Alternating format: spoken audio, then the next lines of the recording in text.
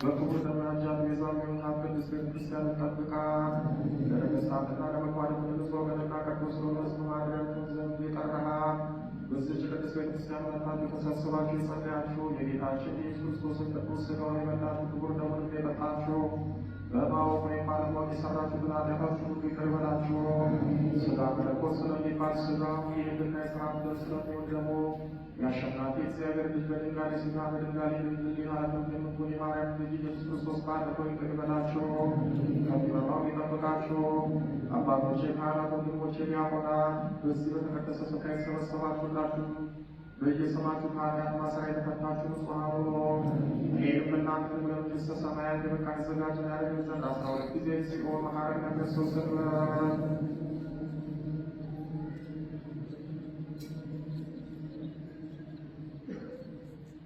ከማሁ መንፈሲተ ማርያም 12 ጊዜ